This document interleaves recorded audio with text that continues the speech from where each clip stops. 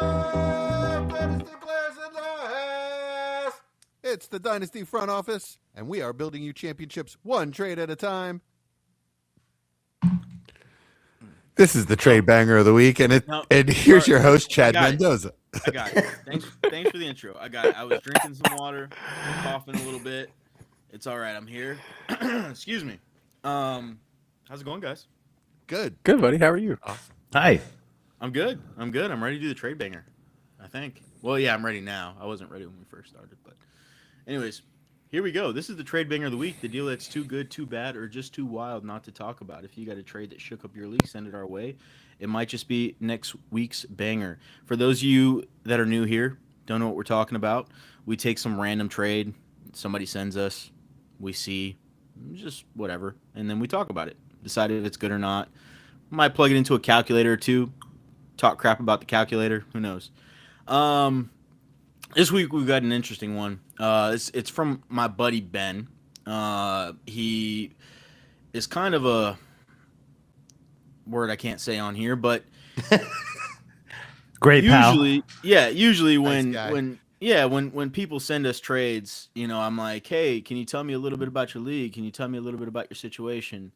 I just got a lot of yes and no's from him, which was very fun and very excited to deal with that. I don't even know why I'm doing this trade right now. It seems like Ben's going to catch a slap by the look on your face. I'm very annoyed with Ben. Very annoyed. It's like 45 minutes before the show. I'm like trying desperately to get a trade. Anyways, we've got Justin Herbert, Breece Hall, and the 207 for Jahmyr Gibbs and Kyler Murray. Interesting. So I wasn't sure what to think about this trade when he sent it over to me. It's one of those that, like, on paper, when I'm first looking at it, I'm like, oh, yeah, like, clearly one side. But then I think about it more, and I'm like, okay, maybe I can see both sides here. I plug it into a calculator. Calculator disagrees with me completely. I want to know what you guys think about it, so I'm just going to throw it out there. I know, Breece Hall kind of has a lot going on with a potential new destination. Justin Herbert, we're excited about the next step he's going to take. Jahmyr Gibbs always is Jahmyr Gibbs, and then Kyler. Who knows? Fill me in, Austin. What's going on? On which part? Because you just threw a lot at me. So do you want Kyler, Breece? Whatever you want to talk. Whatever your heart desires here. Just go with the flow. I think there's two big question marks on both sides. The problem for me is that the big question mark on one side is the quarterback, whereas the big question mark on the other side is the running back. Because the last news we got on Breece Hall is the Jets are expected to franchise tag him, which removes a lot of excitement away for the possibilities for Breece Hall. If that happens, it makes the trade a lot more dull on one side, as in ceiling outcomes. But the floor on the side with Murray is it could be just Jahmyr Gibbs that holds any real value in, 8 months time. So to me, that's a huge risk. I don't know which side I would want. I guess it would depend on my quarterback situation, but I'm not sure which side's scarier to me. You guys have anything to add to that? Yeah, I have a lot to add to that. So you're telling me that I can get potentially tier 1, potentially QB1 in Justin Herbert. A QB that hold on. The QB1 or potentially QB1? Potentially the QB1. Oh my god! You think he could score QB1? I think he could. I see his ceiling in this offense with that coordinator and those weapons and his What about talent. the head coach? What? So he's on the spectrum. It's okay. Sorry, that's the hype train going off in Jesse's background there. No, he's at choo choo for Jesse. That's I have where we're at with Jesse. Yeah, I have Justin Herbert in That the voice is elite still gone. in the elite tier. He's in the, he's in the Burr Mahomes. He's there. Why? Even though he's never done it, right? He did it once his second year, 5,000 yards. But was that 5 years ago at this point? Yeah, he's still got all of that talent. He's in his prime. He's finally got the weapons and the coordinator. He got rid of Greg Roman, right? And he got Mike McDaniels.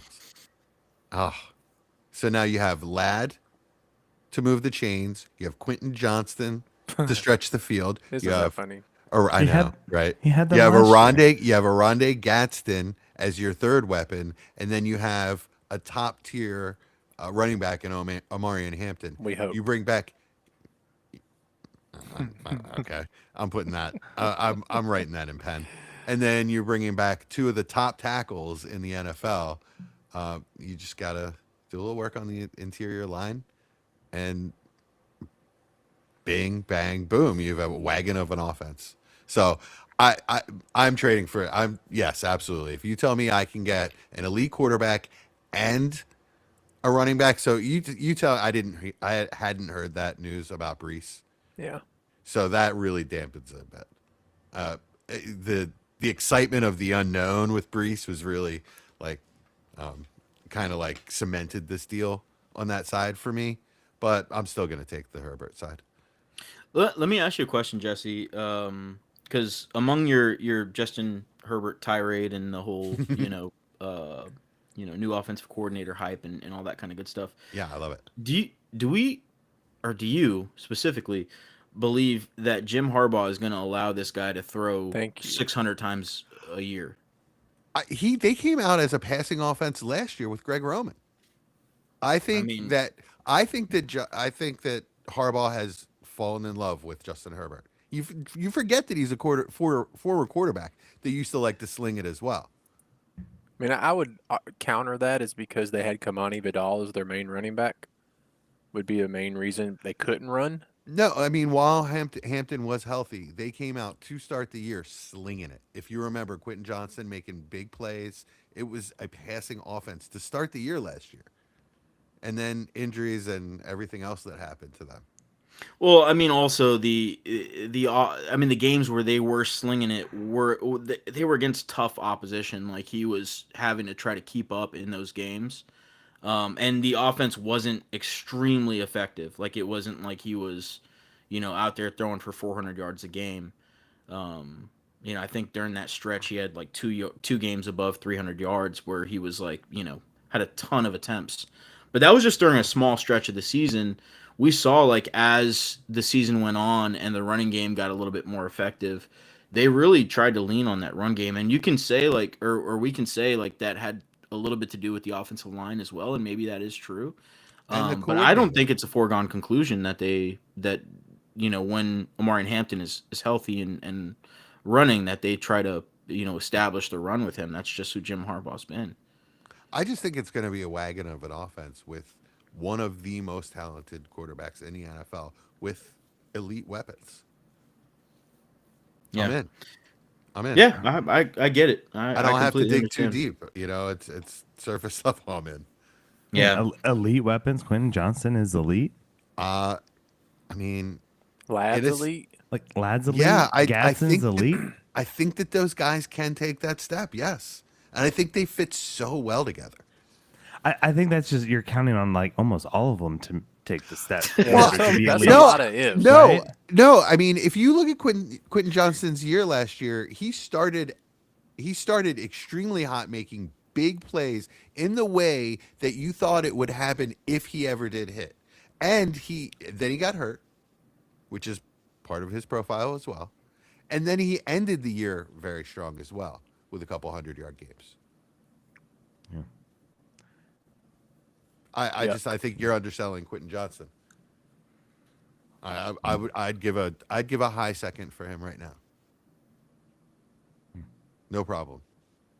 And in this class, I'd probably give up the 111 for Quentin Johnston. Okay. I bet you get him. Oh, I know I get it. Yeah, That was it's really interesting. I can see why everybody, or not everybody, I can see why Jesse is extremely excited about Justin Herbert. I do think that there are some pretty large caveats and maybe a few question marks sprinkled about. The other guy that has a lot of caveats and question marks sprinkled, actually not even sprinkled, they're just like full of question marks. Kyler Murray. What's going on? Like, is he going to be the Cardinals quarterback? Is he going to find? No. No, they've already stated they're going after Malik Willis. Okay, so where do you guys see him? Are you guys excited about him in a potentially new, The system, new location? the only thing that would get me excited is Minnesota right now with what I'm looking at. There aren't a whole lot of other places that Indy would really have get me me pretty Indy excited. would, excited. yeah. Yeah. Indy's the one. Yeah, that but jumps they're off the gonna. page for me. I mean, they're gonna re-sign Daniel Jones. Yeah, That's same. I saw the same reports. There's mutual interest that's gonna happen. Yeah, I could see a Kyler come in. Hey, you're quote unquote competing with JJ McCarthy. Oh, look, Kyler won. Shocker. And then he does that. If he goes anywhere else, I'm not excited about it at all. And that's kind of why, like, despite all of Jesse's love and absolute, I'm pretty sure he sent Valentine's to Herbert last weekend. But I love Herbert too. But that's why, like, the uncertainty of the quarterback on the Gibbs side with Kyler is what makes me like. I like the security in the quarterback is kind of the first part of a trade I like to look at. So What you know what? Actually, now that I'm thinking about it, Indianapolis is probably a long shot just because of what they had going on with Anthony Richardson and how a lot of the gripes coming out of there were, the fact that the process wasn't really being established there, and he wasn't just a guy that was coming in every day and doing what he was supposed to do. And that's a lot of what we hear from Kyler Murray. Who knows if it's true, but just the reports. Maybe Miami. That could be another interesting. That's another name. When's the spot. new COD come out? Call of Duty. Gosh. We're good. We got. when We GTA have like 6 9 comes out, months, yeah. so yeah, we're good. Sometime before the playoffs. 9 months. Yeah, it's actually start of the season. Yeah. So, what are you guys willing to pay for Kyler Murray just in a vacuum by himself, separated from this deal? Mid-second. Yeah. Really? Hey, That's it? Mid-second? Off the top of my head. Yeah. Yeah, because I'm not confident that wherever he goes, he's going to be confident or he's going to be effective or successful. Man, maybe it's me, but like I feel like any quarterback that has the potential of starting and is going to get a potentially fairly large contract pretty much is locked in at least early second. I think that's like starting the conversation. Is like Yeah, 201, 202. I was gonna say early second, and I wouldn't pay a late first until I actually knew where he was going. Yeah, I If think somebody just think wanted that's to reasonable. offload him at that point, then I'd be like, okay, then. I have this weird idea in my head that they should trade him to Miami for Tua. That would definitely be interesting. That is interesting for sure. I think he might fit kind of well in Miami. I don't know. I don't know if he really fits anywhere at this point, but it's better than the worst case scenario, which would be the Jets, and that could happen.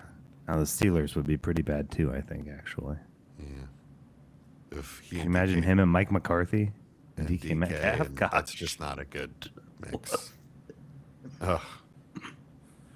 But with So- the Jets, I just see the Jets as like having a lack of direction and a lack of leadership, and it could just all fall apart. Yeah, I hear you. The 207, I don't think we need to get too far into that. It is what it is at this point. It's a little bit depreciated just because of the draft class and the nature of it. But it's interesting because the 207 could be a fairly decent wide receiver prospect. We'll see how that shakes out. Just something to keep an eye on. There are Brees- a ton of them in this. Yeah. class. Yes. Yeah. A ton of them for sure. Brees Hall is, I know Austin touched on him a little bit. He's interesting because I think, anything that the Jets touch just is dust, right? Nobody wants it. Nobody should want it. Besides Garrett Wilson, obviously. But Brees, what are we doing? What's his price? He's just another tough one for me personally. I mean, minimum, I'd want the 105. Yeah, I was gonna say 104. I think that's kind of where Yep. the price point would be. 104.5. Wow, I think you guys are higher on Brees than I am. I think I'd be very excited to get the 104 or 105 for Brees Hall personally. He's still only 24. That's kind of. That's my thought, is that if I have to wait out another mediocre year, Which mediocre for him, still basically 1,000 yards Yeah. if he's healthy. As And long as he's healthy. ton of catches. Yeah, so I'm still going to get low end RB1, high end RB2 numbers on a mediocre year. Yeah. We're just not getting the potential, top 5 year that we could in a good offense out of Brees. Yeah, maybe I'm just higher on the 3 wide receivers in this class than you guys are, because I wouldn't take Brees Hall over any of them, to be honest with you, any of the 3. Yeah, that's tough. You might be right about that. Well, that's why I said 105 though. So if it's like the last one in that stretch, but I mean, I would definitely give the 106 for him. Yeah, for sure. Yeah, I think that's fair.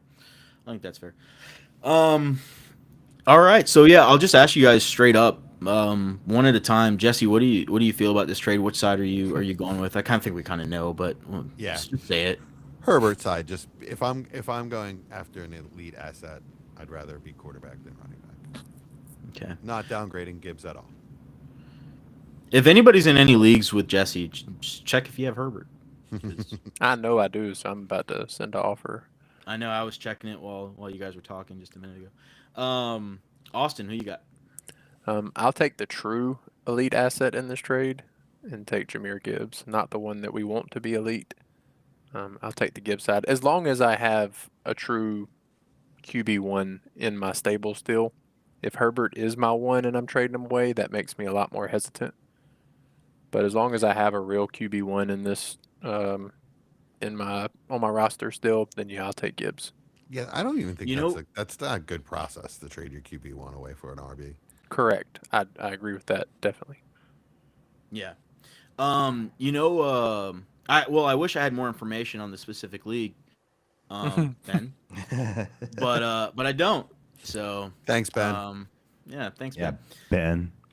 But Austin, to your point, in the one true elite asset in the trade, sorry, Jesse, Jahmyr Gibbs. You know how you know he's the one true elite asset in the trade?